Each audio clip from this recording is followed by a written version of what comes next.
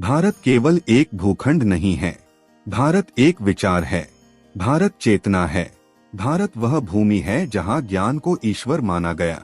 लेकिन एक समय ऐसा भी आया जब यही ज्ञान अंधविश्वास और कर्मकांड में उलझने लगा। वेदों का सार भुला दिया गया, उपनिषदों की वाणी दबने लगी और सनातन धर्म दिशाहीन हो चला।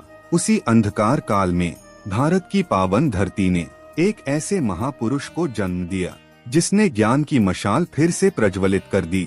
आज हम बात करेंगे आदि शंकराचार्य की, एक ऐसे बालक की जो 8 वर्ष की आयु में सन्यासी बने और केवल 32 वर्ष की आयु तक पूरे भारत को एक सूत्र में बांध गए। यह कथा है ज्ञान, वैराग्य और अद्वैत की।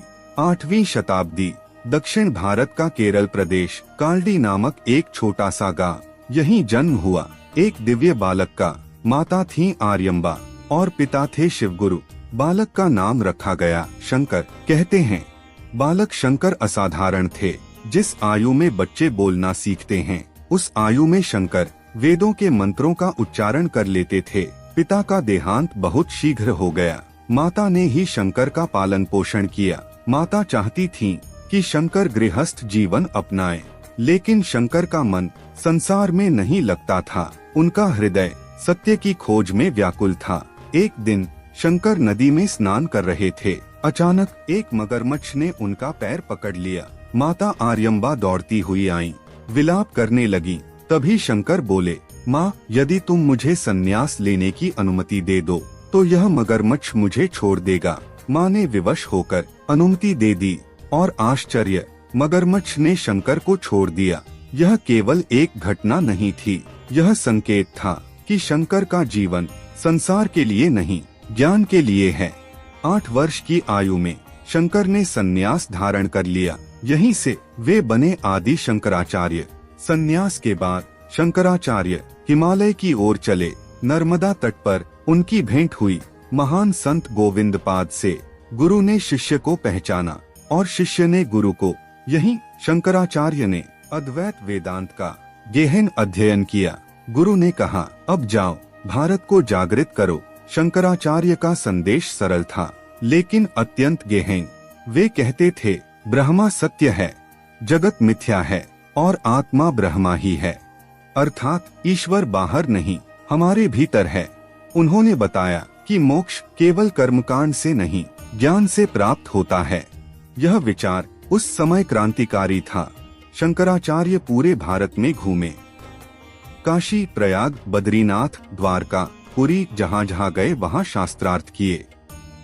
सबसे प्रसिद्ध शास्त्रार्थ हुआ मंडन मिश्र के साथ। कई दिनों तक वाद विवाद चला। निर्णायक बनी विदुषी उभय भारती। अंततः अद्वैत वेदांत की विजय हुई। मंडन मिश्र शंकराचार्य के शिष्य बने।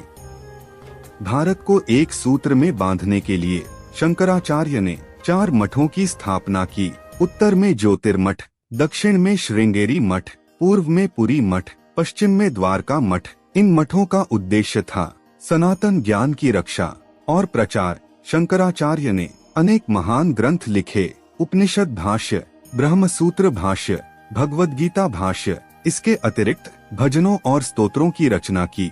भज गोविंदम आज भी मानव को जीवन का सत्य सिखाता है। अल्प आयु में ही शंकराचार्य ने असंख्य कार्य कर दिए। केवल 32 वर्ष की आयु में उन्होंने महासमाधि ली, लेकिन वे गए नहीं, वे विचार बन गए, वे दर्शन बन गए। आदि शंकराचार्य सिर्फ एक संत नहीं थे, वे सनातन धर्म की आत्मा थे। उन्होंने सिखाया, सत्य एक है, मार्ग अनेक हो सकते हैं। आज भी भारत की चेतना में उनका दर्शन जीवित है। जब तक ज्ञान रहेगा, विवेक रहेगा, तब तक आदि शंकराचार्य अमर रहेंगे। यदि यह कथा आपके हृदय तक पहुंची हो तो इसे आगे पहुंचाइए, क्योंकि जो राष्ट्र अपने महापुरुषों को भूल जाता है वह अपना भविष्य खो देता है। तत्सत। जय सनातन।